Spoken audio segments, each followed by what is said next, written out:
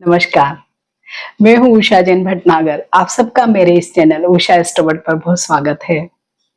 3 अक्टूबर 2025 ज्योतिषी दृष्टि से बेहद खास रहा, क्योंकि इस दिन शनि देव ने फिर से अपना वक्री गोचर स्टार्ट किया है और अब वो गुरु के ही नक्षत्र पूर्वा भाद्रपद नक्षत्र में गोचर कर रहे हैं।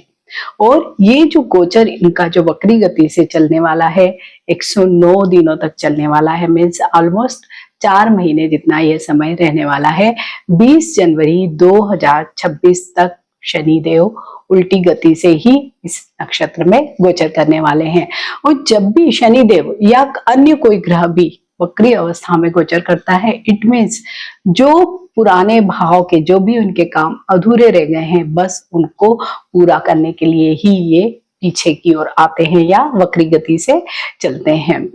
और इस बार का ये जो वक्री गोचर शनिदेव का बेहद खास इसलिए है क्योंकि गुरु भी अतिचारी गोचर करके 49 डेज तक 18 अक्टूबर से लेके 5 दिसंबर तक एक ऐसी स्थिति में रहेंगे। जब वो कर्क राशि में आ जाएंगे तब वो शनिदेव को डायरेक्ट एक नवम दृष्टि से देखने वाले हैं। तो ये कॉम्बिनेशन बहुत ज्यादा अच्छा रहने वाला है। और ये जो पूर्वा भाद्रपद नक्षत्र में शनिदेव का गोचर ये 30 सालों के बाद हो रहा है। तो 28 नवंबर तक तो शनि पूर्वा भाद्रपद में पीछे की ओर जाते रहेंगे। उसके बाद शनि डायरेक्ट मोशन में फिर से स्ट्रेट चलने लगेंगे और फिर धीरे धीरे आगे बढ़ते हुए 20 जनवरी को पूर्वा भाद्रपद नक्षत्र को छोड़कर फिर से उत्तरा भाद्रपद नक्षत्र में आ जाएंगे। सबसे पहले तो हम नक्षत्र की ही बात करें, क्योंकि ये ही सबसे खास है इस समय। तो इस नक्षत्र की क्या विशेषता है? तो सबसे पहले जो इस नक्षत्र के जो देवता हैं वो है अजय एक पद, यानी एक पैर का बकरा या एक पैर का स्वामी या देवता, जो एक पैर पर ही खड़े हुए हैं। और ये रुद्र के एक अवतार हैं। इनकी जो एनर्जी है वो रुद्र की है, मीन्स थोड़ी सी अलग तरह की एनर्जी।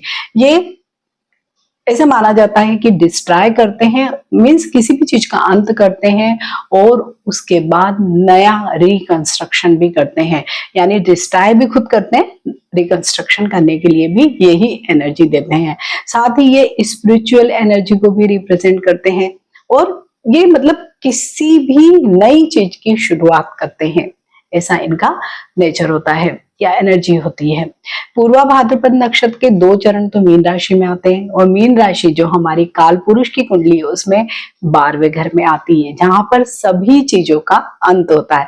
लेकिन जैसे हम जानते हैं जब भी किसी भी चीज का अंत होता है तो इसका मतलब कुछ न कुछ नई शुरुआत भी अवश्य ही होने वाली है, मीन्स एक नया सर्कल फिर से स्टार्ट होने वाला है।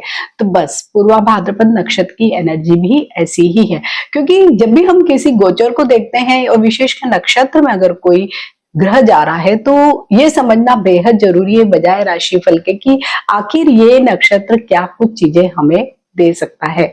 तो बिल्कुल ये ऐसा नहीं होगा कि आपके सिर्फ कामों से ही संबंधित चीजें खत्म होगी या नई शुरुआत होगी। ये हर तरह की नई बिगनिंग का टाइम होगा, क्योंकि इसका जो सिंबल है इस नक्षत्र का एक डबल फेस्ड मैन भी है और एक डबल स्वॉर्ड भी है, यानी एक दुधारू तलवार भी है और एक 2 मुंह वाला आदमी भी है। तो जब भी दुधारू तलवार अगर हम देखते हैं तो एक जो उसका भागे बुराइयों को काटेगा, अंत करेगा, वहीं जो तलवार की दूसरी धार है वो नई ऊंचाइयों को, नई चीजों को भी ट्रांसफॉर्म करके आपकी लाइफ में ला सकती है।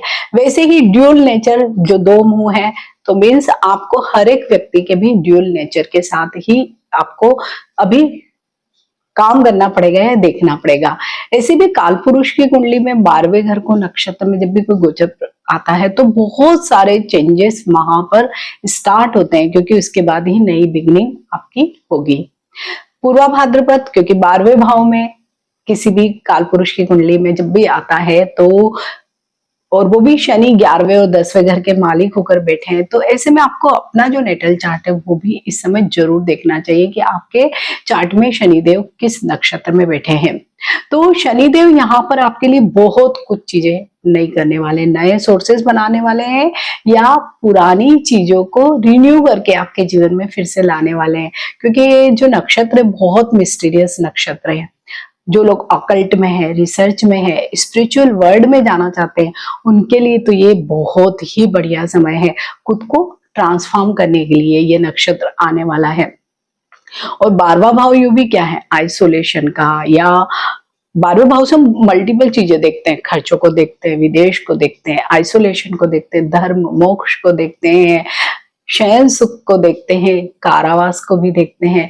तो इतनी सारी जगहों पर जब शनिदेव बैठे हुए हैं तो क्या कुछ चीजें आपके जीवन में वो चेंज नहीं कर सकते हैं। तो एक थोड़ा सा ब्रीफ में मैंने आपको नक्षत्र के बारे में बताया है ताकि आपको ये समझ में आए और आप इससे रिकनेक्ट कर सके कि आपकी जो राशि है होगी जो भी, उसमें शनिदेव जब पूर्वा भाद्रपद नक्षत्र में पीछे की तरफ गोचर करेंगे और साथ में गुरु का भी साथ होगा, तो क्या आपके लिए फल होंगे और आपको क्या करना चाहिए।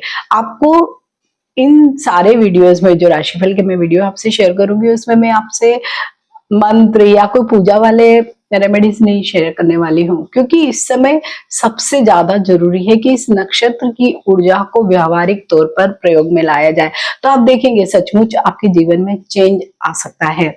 तो सभी 12 राशियों के लिए मैं ये राशिफल आपसे शेयर कर रही हूँ और ये जो राशिफल होगा ये चंद्र राशि पर ही आधारित होगा, क्योंकि शनिदेव हमेशा चंद्रमा पर ही गोचर कर रहे हैं, गोचर करते हैं। तो हमारा जो राशिफल है वो भी हमें चंद्र राशि से ही देखना चाहिए। कुंभ राशि वाले सभी लोगों के लिए शनिदेव का ये पूर्वा भाद्रपद नक्षत्र में वक्री गोचर क्या कुछ लेकर आया है। कुंभ राशि तो स्वयं शनिदेव की ही राशि है।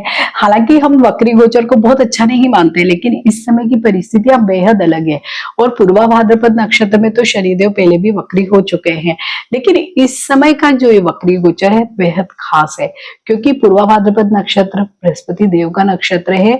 और इस साल और या इस समय 18 अक्टूबर से ही लेकर 5 दिसंबर तक स्वयं बृहस्पति देव अतिचारी गोचर यानी स्पीड में गोचर करते हुए अपने से आगे वाली, जैसे मिथुन राशि में अभी गोचर कर रहे हैं, उससे भी आगे वाली एक राशि कर्क राशि में चले जाएंगे। और कर्क राशि में बृहस्पति देव उच्च के होते हैं, तो उच्च का गोचर वहां पर भी उनका होगा और उनकी एक नवम दृष्टि डायरेक्ट शनिदेव पर पड़ रही है। तो इसलिए ज्यादा इस समय का जो पूरी गोचरी अवस्था है ज्यादा महत्वपूर्ण हो गई है। और क्योंकि ये पूर्वा भाद्रपद नक्षत्र बहुत डिफरेंट तरीके का नक्षत्र है, ये नक्षत्र ऐसा है कि जो पुरानी जो चीजें हैं उसको खत्म करो, नई चीजें बढ़ाओ, आगे बनाओ उनको। मीन्स डिस्ट्रक्शन भी है, उसके साथ रिकंस्ट्रक्शन भी करना है, क्योंकि हमारे जीवन में ऐसे बहुत सारी चीजें चल रही होती है जो हम ढोते रहते हैं, बहुत लंबे समय तक चलाते ही रहते हैं, जबकि उनसे हमें कोई ना तो खुशी मिलती है ना फायदा मिलता है, लेकिन फिर भी हम करते हैं क्योंकि हमें हिम्मत नहीं होती है उनको बंद करने की। तो बस ये नक्षत्र आपको वो एनर्जी देने वाला है, वो ताकत देने वाला है कि पुरानी चीजों को बंद कर दो, तो मैं आपके लिए नई चीजें स्टार्ट करता हूँ। वहीं पे कुंभ राशि में जो कालपुरुष की कुंडली है कुंभ राशि की, उसमें शनिदेव को जो जगह मिली हुई वो है 12वां भाव और लग्न का भाव। तो आप सब लोगों के लिए क्या क्या चीजें हो सकती है, क्योंकि शनि देव जब इस नक्षत्र में गोचर करेंगे तो इन तीनों ही भावों का फल आपको देंगे, क्योंकि एक भाव में तो स्वयं गोचर कर रहे हैं, बाकी कालपुरुष की कुंडली में जहां जहां के वो लार्ड है वहां वहां के भी फल वो देंगे आपको। तो सबसे पहले बात करते हैं 12वें भाव। 12वां भाव क्या है, विदेश का भाव है, आइसोलेशन का भाव है। यहाँ से हम अगर देखें तो आश्रम को भी देखते हैं, तो जेल को भी देखते हैं हम, यहीं से हम शयन सुख भी देखते हैं और आइसोलेशन व्यक्तिगत जीवन में तो देखते ही हैं, लेकिन कई बार हमें कैरियर या दूसरी चीजों से भी चिढ़ आ जाती, वो भी हम यहाँ से ही देखते हैं। व्यय को देखते हैं, यहाँ से विदेश को देखते हैं, तो कितनी मल्टीपल चीजों को देख रहे हैं और यहीं पे शनिदेव भी है। तो क्या कुछ चीजें हो सकती है कुंभ राशि वाले लोगों के लिए इस पूर्वा भाद्रपद नक्षत्र में। तो सबसे पहले तो जो आइसोलेशन वाला जो एक थॉट होता है ना, तो जो लोगों को भी ऐसा थॉट आ रहा है तो उन लोग को जरूर हिम्मत आएगी कि वो ब्रेक ले लें, अभी जो भी काम कर रहे हैं उसमें थोड़े दिन ब्रेक ले, और जरूर उनका मन हो रहा होगा कि कोई आश्रम में चले जाएं या कोई जैसे नेचुरोपैथी के सेंटर में चले जाते हैं या कोई हीलिंग सेंटर में जाते हैं लोग, तो वो जरूर इस समय में वो करेंगे, क्योंकि ये एनर्जी ही इस नक्षत्र की ऐसी है कि ब्रेक लो और रिकंस्ट्रक्ट करो खुद को ही, तो वो वाली एनर्जी इसकी है। दूसरा, यहाँ से विदेश के भाव को देखते थे और स्वयं शनिदेव भी है यहाँ पे, तो क्या है कि विदेश से संबंधित जो चीजें थोड़ी सी जैसे होती है ना कि कई बार हम उनको पोस्टपोन वार्ड में डाल देते हैं, या कोई वजह से वो धीमी हो गई थी, विशेषकर जैसे स्टूडेंट है, नहीं पहले पहले सोचा था जाने का, फिर कुछ वजहों से नहीं जा पाई, या उनके प्रोसेस ही कहीं अटक गए, जैसे कि पीआर नहीं मिला, वीजा नहीं मिला, मल्टीपल चीजें हैं, तो वो सारी चीजें उनकी फिर से रीस्टार्ट हो जाएगी। और हो सकता है इस पर्टिकुलर पीरियड में, क्योंकि 20 जनवरी तक पीरियड है, वो चले भी जाए और कुछ नई चीजें उनकी स्टार्ट हो जाए। ठीक है, ऐसे ही जो लोग विदेश में और वापस अपने देश आना चाहते हैं, उनके लिए भी, उन पर भी ये लागू होती है। स्टूडेंट के लिए, एक्सपोर्ट इंपोर्ट का बिजनेस करने वालों के लिए, या जॉब के लिए, उन सभी पर ये चीज लागू होने वाली है। अब यहाँ से हम व्यय को भी देखते हैं, तो व्यय कहाँ हो सकता है आपका, या आपको कहाँ व्यय करना चाहिए, तो आपको थोड़ी पॉजिटिविटी मिले, क्योंकि यहाँ से हम चैरिटी को भी देखते हैं, या कोई ऐसे धार्मिक कार्यों को भी देखते हैं, एनजीओस वगैरह के कार्यों को भी यहीं से देखा जाता है। तो आपको जरूर इस समय में ऐसी जगहों पर व्यय करना चाहिए जो आप पहले सोच रहे थे। सभी का मन होता है कि जब भी थोड़े पैसे आते हैं तब मैं कुछ दान धर्म करूंगा, तो बस अब ये समय है कि आपको करना है, कुछ न कुछ करना है इस समय में, समाज के लिए, देश के लिए, या जहां जहां भी आप मानते हैं, या जहां जरूरत आपको लगता है कि मेरे देने से कुछ थोड़ा सा कहीं कुछ किसी को लाभ मिलेगा, कुछ सपोर्ट मिलेगा, तो आपको ये समय में जरूर करना है। प्लस यहाँ पे जैसे हम यहाँ से देखते हैं कि पर्सनल रिलेशनशिप, जो बहुत ही हस्बैंड वाइफ का जो रिलेशनशिप होता है, तो वहां पर भी कुछ नए चेंजेस आपको जरूर देखने को मिलेंगे, तो आपको उसके लिए भी रेडी रहना पड़ेगा। वहीं पे लग्न में भी शनिदेव है, तो लग्न क्या है, लग्न तो हमारी पूरी ही पर्सनालिटी है। तो यहाँ पे हम पूरी चीजों को देखेंगे कि आपका एक तो कॉन्फिडेंस लेवल बढ़ेगा, कि जो चीजें आप पहले करने का सोच रहे थे, डिलेमास होते थे, या डर लगता था, या आप बोल नहीं पाते थे दूसरों के सामने, या निर्णय लेने की स्थिति में नहीं रहते थे, तो अब वो चेंज हो जाएगी, आप लेंगे, मतलब हिम्मत आएगी आपको। मतलब आप ये नहीं सोचेंगे कि देखेंगे क्या होता है, कहीं कुछ गलत ना हो जाए, नहीं, आप हिम्मत से काम करेंगे और वो चीजें आपकी नई कुछ ना कुछ बिगनिंग करने वाली है।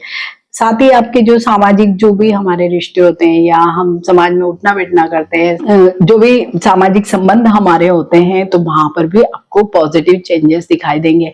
साथ ही हेल्थ, अगर आपके कोई पहले से इश्यूज चल रहे थे, तो वो भी आपके रिकवर होंगे, क्योंकि ये वाला जो नक्षत्र है बहुत स्पिरिचुअल एनर्जी के साथ एक हीलिंग एनर्जी भी देता है, तो आप वहां पर भी हील हो जाएंगे। तो ये भी बहुत अच्छी नक्षत्र की ऊर्जा है।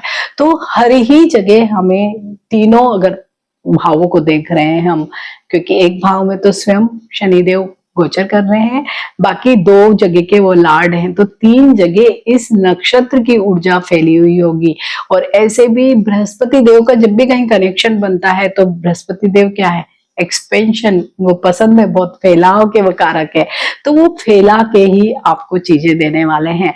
तो कुंभ राशि वाले सभी लोगों के लिए भले ही अभी एट प्रेजेंट शनि की 7.5 चल रही है, लेकिन उस शनि की 7.5 में आपको ये 4 महीने बहुत रिलीफ वाले हैं, और आपको इस समय का जरूर उपयोग करना चाहिए। और विशेषकर अगर आप कुछ भी नया करना चाहते हैं, पुराना बंद करके नया स्टार्ट करना चाहते हैं, तो आप सब लोगों के लिए जैसे एक हाई प्रोबेबिलिटी टाइम होता है ना, वैसा ही है कि 18 अक्टूबर से लेके 5 दिसंबर तक का समय है। हालांकि शनिदेव तो पूर्वा भाद्रपद नक्षत्र में ही बहुत लंबे समय तक गोचर करने वाले हैं, और एक पर्टिकुलर टाइम के बाद तो वो वक्री भी नहीं रहेंगे, स्ट्रेट हो जाएंगे, तब वो और भी बढ़िया फल आप सब लोगों को देने वाले हैं। तो कुंभ राशि वाले सभी लोगों को क्या करना है, चैरिटी करनी है, धार्मिक कार्यों में भाग लेना है, धार्मिक जगहों की यात्रा करनी है, तो जीवन में अपने आप से ही पॉजिटिविटी आ जाएगी। तो कुंभ राशि वाले सभी लोगों को मेरी तरफ से बहुत शुभकामनाएं।